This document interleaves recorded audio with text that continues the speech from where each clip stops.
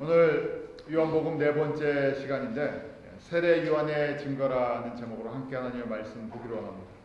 저희가 이 요한복음을 보면서요, 특별히 이 요한복음의 배경을 이해하면서 보자고 했습니다. 요한복음이 기록된 당시가 사도 베드로가 순교당한 이후, 또 바울도 순교를 로마에서 당한 이후 가장 극심한 박해의 때에 이 예수 그리스도가 참 여호와 하나님이신 것을 증거하는 그 예수님이 참 하나님이시라는 신성을 강조하는 입장에서 고난받고 또 언제 죽을지도 모르는 성도들에게 다시금 강한 도전과 위로의 말씀을 예수 그리스도 안에서 받게 하는 그런 의도가 이 가운데 있다 그랬습니다. 그러기에 이 요한복음 1장에 바로 시작하면서요, 사도 요한은 이 요한복음을 왜 쓰는지 분명하게 기록하고 있어요. 지난주에 제가 서론을 보았는데 서론이 바로 본론이고 결론과 같다 그랬었죠. 바로 예수님이 더 로고스, 말씀이시다, 진리이시다. 그런데 그 말씀이 어떤 분이신가? 태초에 하나님과 함께 하셨고 하나님이시고 창조자시고 또 생명이시고 그 말씀이 참 빛이시고 또 이 땅 가운데 하늘에 하나님 보좌에 계시다가 이 땅 가운데 육신을 입고 오신 독생하신 하나님의 어린 양이다 말씀드렸어요. 그래서 독생하신 하나님의 그 어린 양에 대해 말씀을 드렸죠. 그 격이 낮은 것이 아버지의 아들이라고 표현되어 있지만 다른 것이 아니라 그분 그 자신이라는 거예요. 이렇게 예수 그리스도의 신성을 강조하면서 사도 요한은 자신의 이 삶을 예수님께 완전히 의탁했죠. 사도 요한을 우리가 살아있는 살아서 고난을 다 받는 살아있는 순교자라 하는 별명이 있습니다. 그가 그 100세 가까이 될 때까지 모든 고난을 이 땅에서 받을 수 있는 그 십자가의 복음 때문에, 이 예수님 때문에 모든 고난을 받으면서 살아갔던 사람입니다. 그 사도 요한이 이렇게 예수 그리스도께 자신의 인생을 맡겼던 이유가 무엇입니까? 그 예수님이 창조자시고 예수님이 생명이시고 예수님이 참 빛이시고 예수님이 하나님이시고 여호와이심을 확신했기 때문입니다. 그런 믿음이 저희가 이 사도 요한을 통해서 이 요한복음을 볼 때 저희 가운데 그런 믿음, 무슨 믿음입니까? 환경과 상황과 세상과 역사를 뚫고 나갈 수 있는 믿음입니다. 그러기에 그 당시 68년에서 주 70년 당시에 그리스도인들이 적지만요, 로마 전체를 뚫고 나가는 엄청난 파워를 갖고 있었습니다. 이 시대도 마찬가지죠. 저희는 반대예요. 교회와 우리가 그리스도인이라고 하는 성도들은 굉장히 많은데 세상 속에서 이 복음을 가지고 뚫고 나가는 사람들이 너무 적은 시대에 살고 있습니다. 왜냐하면 본질에서 벗어났기 때문이죠. 저희가 다시 복음의 본질로 돌아가기 위해서 이 사도 요한을 보고 있습니다. 오늘은 1장에 계속 이어서요, 이제 세례 요한이 예수가 누구신지를 증거하는 메시지를 기록하고 있습니다. 예수님 이전에 세례 요한이 6개월 먼저 태어났죠. 이 세례 요한이 그 당시에 가장 영향력 있던 영적인 지도자입니다. 제사장들이나 바리새인들은 저희가 성전을 중심으로 사역했지만 이 세례 요한은요, 광야에서 그 당시 유대와 예루살렘의 모든 사람들에게 가장 큰 영향력을 주던 그런 대표적인 그런 영적인 지도자였어요. 그럼 세례 요한이 자신을 뭐라고 했고 또 자신의 삶을 들여서 이 땅 가운데 선포했던 메시지가 무엇인가? 오늘 요한복음의 1장의 후반부 다시 예수님에 대해서 초점을 맞추고 있습니다. 세례 요한에 대한 배경을 저희가 잠시 이해할 필요성이 있습니다. 세례 요한은요, 아버지가 사가랴였고 어머니가 엘리자벳이죠. 그 사이에 태어났습니다. 그런데 하나님께서 그 가정 속에 자녀를 주지 않으셨습니다. 누가복음 1장 6절에 보면 하나님 앞에 의인이니 주의 모든 계명과 규례대로 흠이 없게 행하더라. 그 영적인 참 아름다운 믿음의 가정에서 태어났는데 믿음으로 열심히 하나님의 말씀을 순종해서 하나님 보시기에 의롭고 경건한 사람이었지만 뭐가 없었다고요? 여기도 자녀가 없었어요. 눈물이 있었고 고통이 있었어요. 저희가 이번 달에 생명의 삶 어디를 하고 있습니까? 사무엘상을 하고 있죠. 하나님께서 의도적으로 눈물을 좀 많이 주시는 사람들이 있어요. 이 땅에 좀 아픔을 주셨어요. 아픔을 통해서 거꾸로 하나님을 더 바라보고 의지하게 만듭니다. 이 사가랴와 엘리사벳도 모든 것이 하나님 앞에 참 믿음의 아름다운 가정인데 그 가정 속에 자녀를 주지 않으셨어요. 그러다가 때가 돼서 그 가정 속에 세례 요한을 보내십니다. 목적이 있어서 보내시죠. 세례 요한은 이런 가정 속에서 믿음의 경건한 어머니와 아버지, 제사장의 그 집안에서 자랐어요. 얼마든지 아버지가 제사장이기 때문에 자기도 제사장이 될 수 있습니다. 저희로 얘기하면요, 기존 교회에 들어가서 아버지가 쉽게 말해서 잘 세워놓은 그 목회지에 들어가서 목회를 할 수 있는 그런 기회가 있어요. 그런데 일반 목회를 하지 않고 광야로 나아갔습니다. 아무도 없는 곳, 아무것도 의지할 것 없는 것. 거기서 그는 메뚜기와 석청을 먹었다고 기록이 되어 있어요. 약대 털옷을 입고요. 그리고 아무도 오지 않을 것 같은 아무도 없는 그곳에서 메시지를 선포하셨습니다. 세례 요한에 대해서 세례 요한이 엘리야와 같이 섞이는 부분이 있어요. 오늘 본문 말씀 속에서도 사람들이 당신이 엘리야입니까? 하는 질문을 해요. 그런데 본인은 나는 엘리야가 아니다. 나는 광야에서 외치는 소리다. 나는 주의 길을 예비하는 사람에 불과하다고 이야기를 합니다. 그런데 성경은 구약 성경과 또 이 복음서가요, 예수님의 오시기, 메시아가 오시기 전에 엘리야가 먼저 와서 그 메시아가 오심을 예비하는 그 사역이 분명히 있을 것이라고 기록이 되어 있습니다. 그러기에 마가복음 11장 14절에 보면 만일 너희가 즐겨받으신데 오리라 한 엘리야가 곧 이 사람이니라. 예수님께서 마태복음 11장에 그 구약의 말라기 4장 5절 6절에 보면 엘리야가 먼저 와서 메시아가 오시는 그 길을 준비하는 꼭 사역을 할 것이다 하고 예수님 오시기 400여 년 전에 말라기 선지자를 통해서 예언하셨어요. 그런데 사람들이 계속 궁금한 겁니다. 정말 이 세례 요한이 외치는 회개하라 천국이 가까웠느니라는 그 메시지 속에서 정말 메시아가 올 때가 됐으면 이 사람이 진짜 엘리야입니까? 하고 물어본 것이에요. 그런데 요한은 스스로는 아니라고 이야기하죠. 그렇지만 예수님께서 이 사람이 바로 엘리야다 하고 말씀하셨습니다. 또 마태복음 17장에 보면 저희가 변화산 사건이에요. 예수님께서 베드로와 야고보와 요한을 데리고 변화산에 올라가시죠. 거기서 낙원의 모습을 잠깐 보여주십니다.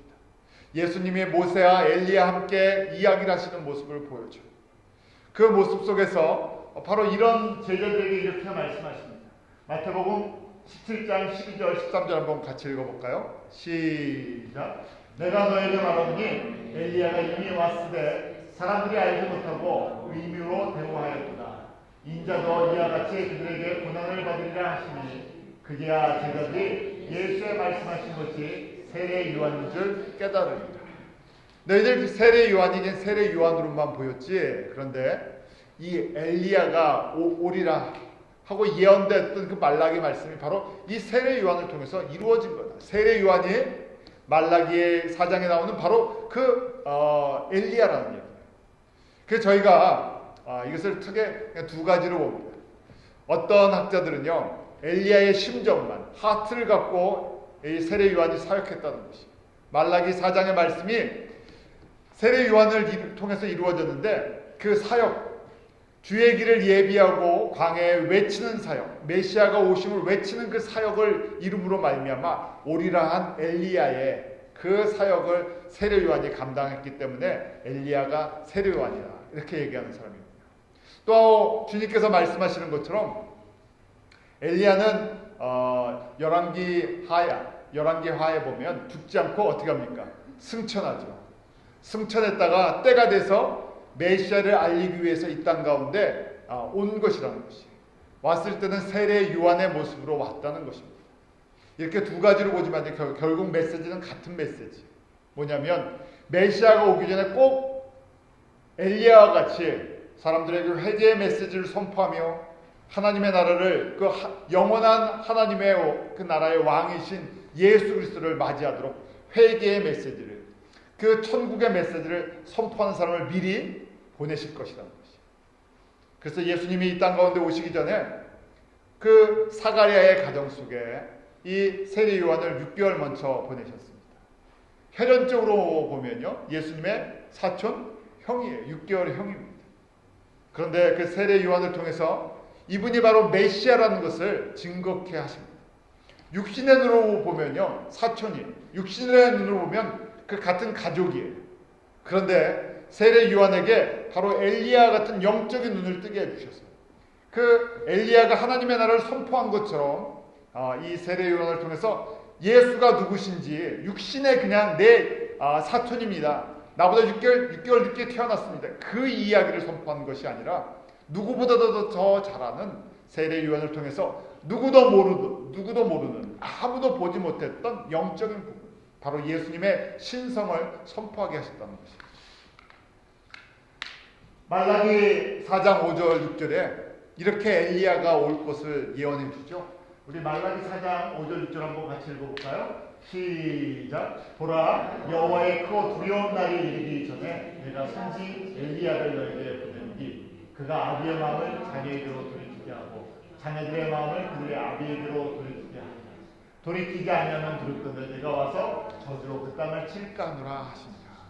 회개하지 않는다. 다시 하나님께로 돌아서지 않는다. 그런데 하나님께로 돌아서게 하기 위해서 엘리야를 먼저 보내주시겠다는 것입니다. 그러기에 세례 요한이 이 메시지를 선포한다는 것은 바로 메시아가 다 왔다는 얘기예요. 메시아가 곧 임한다는 얘기였죠. 세례 요한은 그 세례 요한도요, 그 당시에 굉장한 저희로 얘기하면 광야의 지도자였어요. 사람들이 예루살렘 성전에서 예배드리는 것에 대한 한계성을, 그 유대인들이 영적으로 부패되는 것을 깨닫고요, 이 세례 요한의 회개의 메시지를 들었습니다. 그러기에 세례 요한도요, 제자들이 있었어요. 그 대표적인 제자 중에 사람들의 이름이 안드레와 베드로와 빌립과 나다나엘입니다. 후에 누가 됐어요? 예수님의 12제자들이 된 사람이죠. 그만큼이요, 세례 요한의 사역이 이 요단강 그 건너편에 광야에서부터 시작해서 갈릴리까지 온 이스라엘 땅에 이 세례 요한, 내가 정말 신앙생활 제대로 해보고 싶다 그러면 누구한테 한번 가서요? 세례 요한에게 가서 메시지를 듣고 물 세례를 받고요, 죄사함에 대한 그 회개의 메시지와 기도와 그 은혜를 체험했던 사람들, 메시아가 오기를 기다렸던 사람들. 세례 요한은요, 자기 자신을 정확하게 증거하고 있죠. 뭐라고 얘기하면 예수님을 예비하는 자라는 것을 자기 자신이 선포하고 있습니다. 세례 요한은요, 그리스도가 아니라 예수님을 예비하는 자였죠. 마가복음은 바로 세례 요한의 메시지부터 시작을 합니다. 마가복음 1장 2절에 선지자 이사야의 글에 보라, 내가 내 사대를 내 앞에 보내리니 저가 내 길을 예비하리라. 누가복음에도요, 7장 27절에 기록된 바 보라, 내가 내 사대를 내 앞에 보내리니 라고 되어 있죠. 이사야 40장 3절의 말씀을 인용했어요. 이사야 40장 3절에 이사야 선지자에게 예수님 오시기 전에 700년 전에 이렇게 메시아가 오시는 길을 예비하는 사람이 있을 것이다. 길을 갖다 준비하는 사람들이 있을 겁니다. 그렇게 길을 준비하는 사람이 있는데 바로 세례 요한이 내가 그 사람이라는 거예요. 또 주변의 사람들이 이 사람이 바로 그 예수님이 오시는 메시아가 오는 길을 예비했던 사람이구나 하는 것을 증거해 주고 있습니다. 세례 요한은요, 저희가 생각하는 멋진 인생을 살지 않았습니다. 그는 짧은 사역 속에서요, 그 다음에 그 예수님이 사역하기 직전에 그는 감옥에 붙잡힙니다. 나이가 사실은 6개월뿐이 차이가 안 났잖아요. 그가 사역이 예수 그리스도가 오십니다, 메시아가 오십니다, 저분이 바로 메시아입니다 하는 것, 거기까지가 사역. 누가 메시아인지, 예수가 메시아라는 것을 예비해 주고요, 자신은 감옥에 잡힙니다. 이유는 겉으로 나타나는 이유는요. 마가복음 6장에 보면 그 당시의 왕이었던 유대 지방의 왕이었던 헤롯이 그 자기 형제의 그 아내였던 헤로디아를 취하죠. 그 부정한 결혼에 대한 것을 지적해서 항상 이 사람들이 앙심을 품었다고 되어 있어요.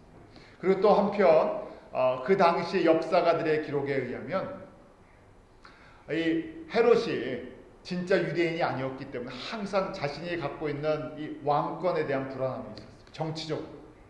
이 자기의 왕권을 지키기 위한 것인데 새로운 왕이 온다는 이 세례 요한의 메시지가 결코 달갑게 들리지 않죠. 그것이 무슨 의미인지 모르지만 새 왕이 오신다, 메시아가 온다는 이 메시지를 접했을 때 결국 자기가 이 세례 요한을 언젠가는 죽여야 한다는 그런 불안감이 있었습니다.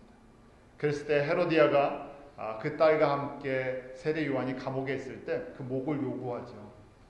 마가복음 6장 27절에 보면 왕이 곧 시병 하나를 보내어 요한의 머리를 베게 합니다.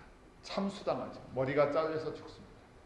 그의 인생 30년 동안 이렇게 예수님이 오실 것입니다. 메시아가 오실 것입니다. 그의 메시지는 딱 한마디였었죠. 무슨 메시지요? 회개하라, 천국이 가까웠다. 회개하는 심령을 준비해놨어요. 그에게는 죄를 사해줄 수 있는 그런 권세가 있지 않습니다. 그는 자신이 그리스도가 아니기 때문에 물로 세례를 줄 수밖에 없어요. 그렇지만 때가 돼서 내 뒤에 오시는 그분은 물과 성령으로 불로써 세례를 주셔서 진짜 우리의 죄를 사해줄 수 있는 그 하나님의 생명의 어린 양이라는 것을 증거하는 것, 거기까지 하고요. 이 땅에서 삶을 마칩니다.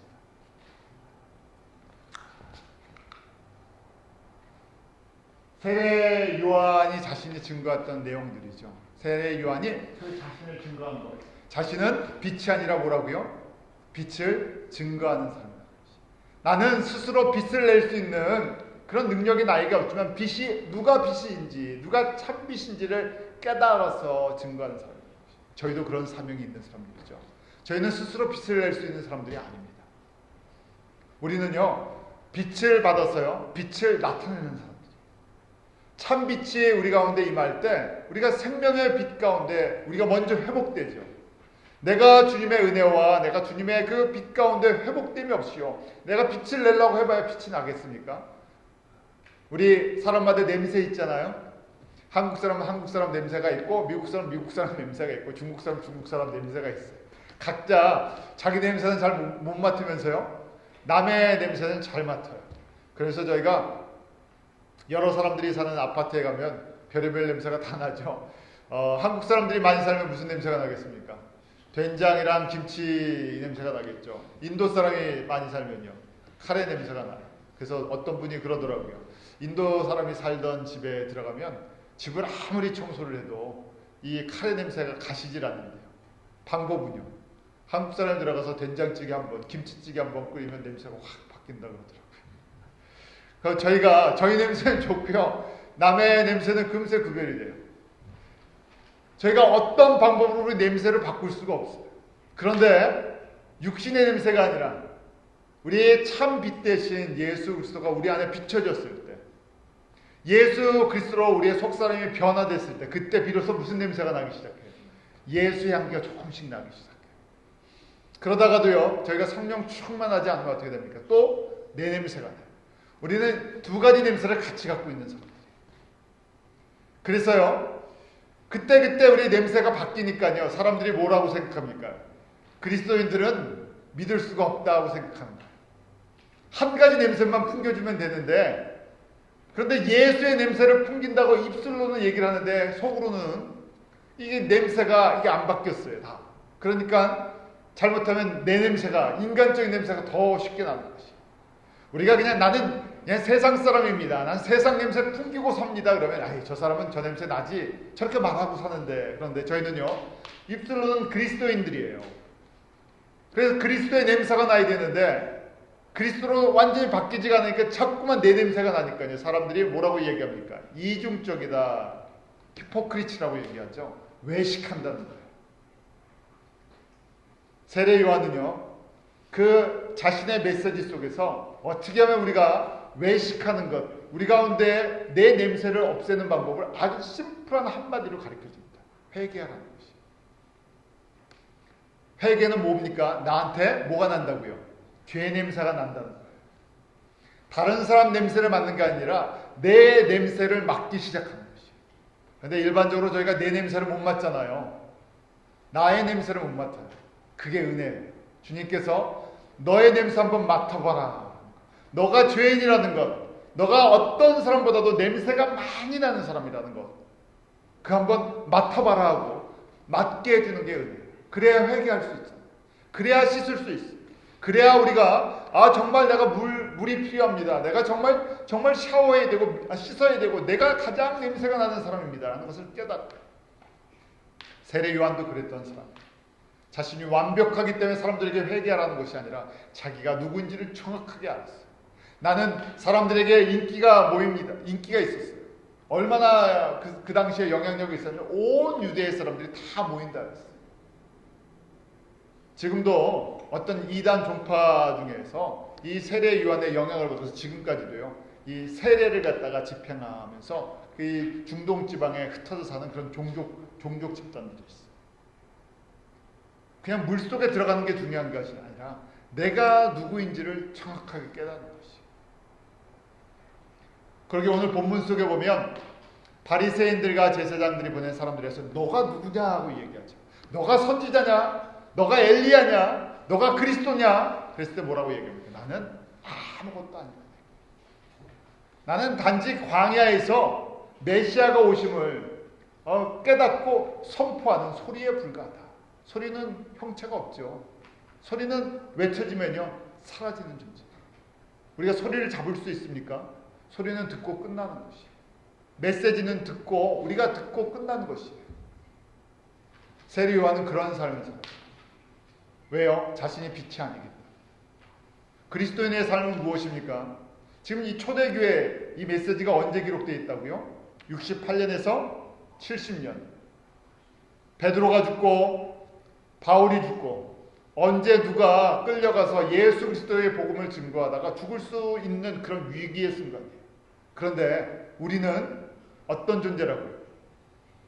그렇게 살아가는 성도들에게 우리는 소리와 같은 존재라는 것이에요.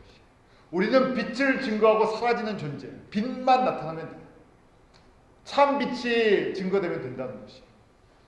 내가 빛나는 것, 우리가 항상 문제가 있는 것이요, 내가 빛을 내고 싶어서 그래요.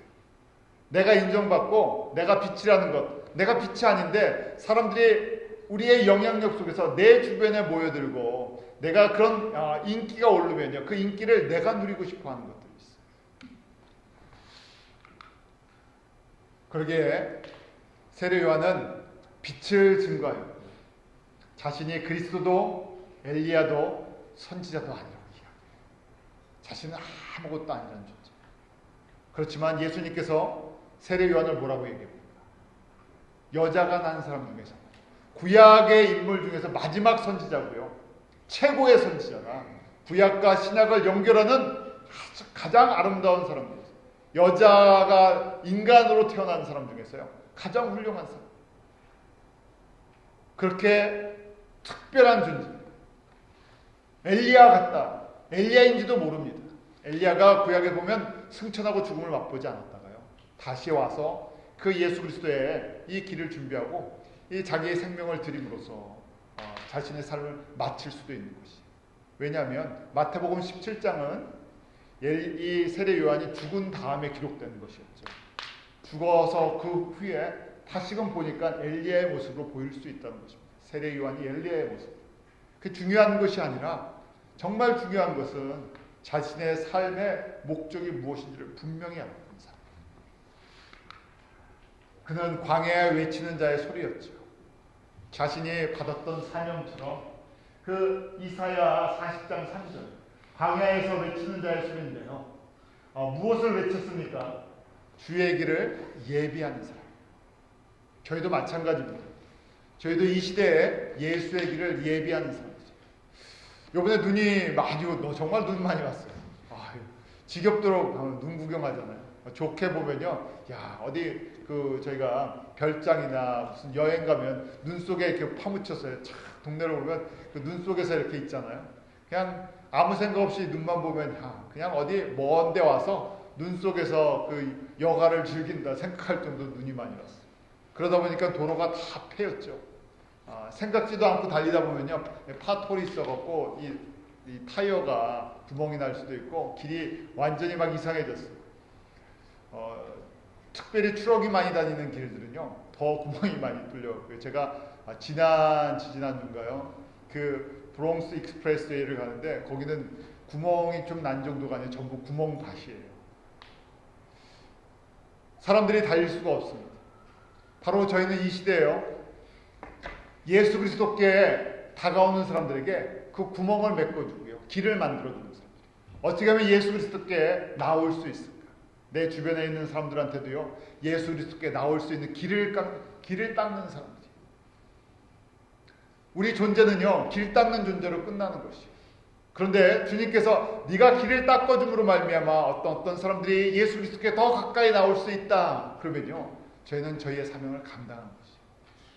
믿음의 눈을 조금 더 떠서 보면요, 너희 주변에 있는 사람들 말고 주님께서 누가 지금 이 시대에 예수 그리스도께 가까이 오기를 원했나. 2000년 전에는 세례요한을 통해서 유대인들이 주 앞에 돌아오기를 원하셨어요. 또 그 후에 잠시 성령님이 임하심으로 말미암아 그 초대교회 사도행전에 나오는 그 성도들을 통해서 누가요? 이방인들이 돌아올 수 있는 길을 닦아줬어요. 바울은 이방인의 사도였죠. 이방인들이 주 앞에 돌아올 수 있도록 구약의 말씀을 이방인에게 맞춰서 설명해 줬어요. 지금 세례의 사도 요한도 마찬가지입니다. 사도 요한도요, 이방인 성도들이나 고난받는 그 유대인 성도들이 예수 앞에 더 가까이 나아갈 수 있도록 이 말씀으로 길을 닦아주고 있어요. 저희도 길 닦는 사람들이에요. 주님께서 이 시대에 누가 주 앞에 돌아오기를 원하나. 어떻게 하든지 복음을 듣지 않은, 좀 더 저희가 적극적으로 보면 추수할 밭들이 있어요. 50년 전에 하나님께서 한국을 크게 추수한 것처럼 지금 10년 전에 저희에게 미얀마를 섬길 수 있는 기회를 주셨죠. 지금 동남아를 주님께서 많이 추수하셨어요. 급속도로 동남아가 추수되고 있죠. 주님께서 그런 것들을 보여주시는 거예요. 거기에 길을 한번 닦아볼래 하는 거예요. 그들이 주 앞에 돌아올 수 있는 그 길을 한번 좀 닦아볼래? 저희가 무슨 힘이 있었어요? 그것은 세상의 힘을 갖고 하는 것이 아니라는 것을 보여줬어요. 누구를 통해서요? 세례요한을 통해서. 세례요한이 제사장이었기 때문에 사람들이 그 제사장을 통해서 예루살렘에서 예배를 드리러 나갔습니까? 아니죠. 광야에서 외치는 자의 소리였어요. 광야는 일반적으로 길이 없는 곳입니다. 그 다음에 어떤 물자나 물이나 음식이 없는 곳이에요. 길이 별로 없어요. 어떤 위험이 닥칠지 모릅니다. 그런데 딱 한 가지 세례 요한이 갖고 있었던 것이 있었어요. 메시아를 보는 눈, 그리스도를 보는 눈과 외치는 목소리. 그러기에 그 세례 요한을 통해서 예수 그리스도를 이렇게 증거해 줍니다. 첫 번째 보면요, 예수님은 누구신가? 나보다 먼저 계신 분이시다. 30절에 기록되어 있죠. 30절 한번 같이 읽어볼까요? 시작. 내가 전에 말하기를 내게 오는 사람이 있는데 나보다 앞선 것은 그가 나보다 먼저 계시니라 한 것이 이 사람을 가르치다. 세례 요한이 요단강가에서 세례를 준 이유가 있습니다. 그것은요, 메시아를 증거하기 위해서예요. 왜냐하면 메시아가 누군지를 아무도 몰라요. 그런데 하나님의 약속이 있었어요. 무슨 약속이 있었냐? 메시아가 와서 너에게 세례를 받을 텐데, 세례를 받고 나면 하나님의 아버지의 메시지와 함께 성령님이 그 머리 위에 임할 것이라는 거예요. 그래서 그때 보면 확실하구나. 성령님이 머리 위에 충만히 임하는 것을 보면 바로 이 사람이 누구라고요? 이스라엘 사람들에게 알려줘라. 이 사람이 진짜 메시아구나 하는 것을 알려주라는 거예요. 거기에 사람들에게 회개의 메시지를 선포하면서 이때 누군가가 와서 나에게 이 물세례를 받지만 보통 사람들에게는 아무 일이 일어나지 않는데요. 그냥 회개의 은혜가 임하는데 한 사람, 바로 육신을 입고 오신 그 하나님의 아들에게는 성령님이 그렇게 비둘기같이 임하신다는 거예요. 그러게요. 그것이 확증하는 예표지, 증거라는 것이. 그러기에 예수를 증거하면서요, 이분은 나보다, 내가 예수님보다, 예수라는 사람보다는 6개월 앞선 사촌형이지만 영적인 눈으로 봤을 때 예수님은 스스로 계시는 바로 하나님이세요. 그래서 나보다, 나랑 존재 차원이 다른 분이라는 얘기죠. 또 29절 보면요, 이 예수님을 보면서 이렇게 선포합니다. 다른 어떤 사람도 선포하지 않은 메시지예요. 이 세례 요한을 통해서 이렇게 사도 요한을 또 요한이 증거해주고 있는데, 요한복음 1장 29절 같이 읽어볼까요? 시작. 이튿날 요한이 예수께서 자기에게 나아오심을 보고 하는데, 보라, 세상 죄를 지고 가는 하나님의 어린 양. 예수님이 걸어오시는데요, 내 사촌 동생 예수로 보이는 게 아니라 성령님께서요, 하나님께서 눈을 탁 열어주셨고, 뭘로 보이겠어요? 예수님이 지금 다가오는데 세상 죄를 지고 가는 그런 번제물로, 화목제물로, 희생제물로, 유월절 어린 양으로 걸어오는 그 어린 양이 보인다는 얘기예요. 참 신기하죠.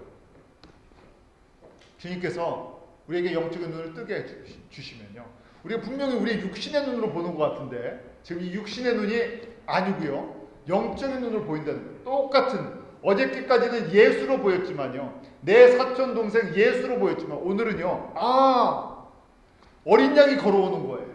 어린 양, 하나님의 어린 양이 걸어오니까요, 그렇게 선포할 수밖에. 세상 죄를 지고 가는 하나님의 어린 양이로다. 누가요? 예수가.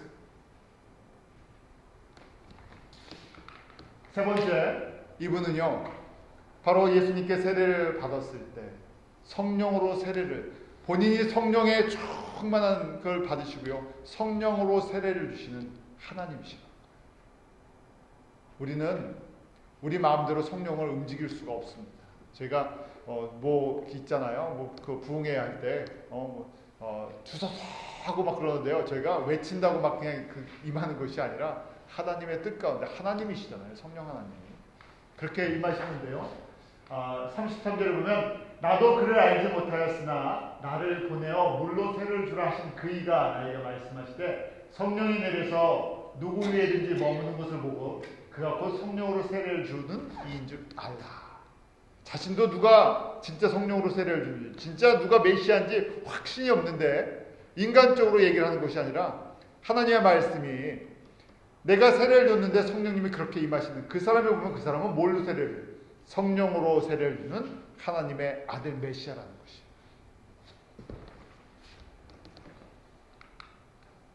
그리고 34절에 보면 이 예수에 대해서 뭐라고 증거합니까? 34절 같이 읽습니다. 시작. 내가 보고 그가 하나님의 아들이심을 증거하였노라. 성령님이 그렇게 임하시는 것을 보면서요, 지금 이 예수가 누구라고요? 하나님의 아들, 독생자 하나님의 아들이라고 선포하는 것이에요. 36절에는요, 같이 읽습니다. 시작. 예수의 다니심을 보고 말하되 그가 하나님의 어린 양이다. 이렇게 보니까요, 하나님의 아들이고요, 이렇게 보니까 하나님의 어린 양이고요, 이렇게 보니까 성령으로 세례를 주시는 분이고요, 이렇게 보니까 메시아고요, 아주 다양한 모습으로 이 세례 요한에게 예수가 비춰진 거예요. 저희 가운데 이런 은혜가 있기로 합니다. 말씀을 볼 때마다 그냥 말씀이 그냥 예수에 대해서 누가 이렇게 기록했구나 하는 이 차원이 아니라, 예수를 볼 때마다 하나님의 어린 양, 나의 죄를 담당하신 그 하나님의 유월절 어린 양, 나를 위해 피 흘리시는 사건이 바로 2000년 전의 사건이 아니라 나를 위한 오늘의 사건. 내가 생명을 받았는데 예수 그리스도의 생명을 받고, 내가 예수를 볼 때마다 하나님의 영광이 보이고요, 하나님의 나라가 보이고, 그러면 저희가 어떻게 할 수 있어요? 그냥 담대하라, 세상을 이겨라 하는 것이 아니라 세상을 향해서 달려나갈 수 있는 힘이 생깁니다. 세상 속에서 세상 사람들과 똑같이 사는 것이 아니라, 난 이제 예수 그리스도와 동행하면서 예수님을 위한 삶을 살고 싶습니다 하는 그런 고백을 할 수가 있어요. 힘이 어디에 있습니까? 우리의 영적인 눈이 떠져서요, 예수가 그리스도로 보일 때. 이런 은혜가 저희 가운데 있기로 합니다. 이게 가장 큰 선물입니다. 인간적인 눈으로 봤을 때는 세례 요한은 참 불쌍한 삶을 살았어요. 가장 좋은 나이에 광야에서요, 그 석청과 메뚜기의 약대 털옷을 입고 그곳에서 외로운 삶을 살다가 억울하게 붙잡혀서요, 억울하게 목 잘려 죽였습니다. 그런데 그는 가장 아름다운, 구약과 신약을 연결하는 가장 아름다운 선지자였고 주님께서 사랑하는 사람이었고 이 땅에 예수 그리스도를 증거하는 첫 번째 이 귀한 사역을 감당했습니다. 이 세례 요한의 사명, 결국 이스라엘 사람들에게 예수가 누군지를 나타주는 사명이었어요.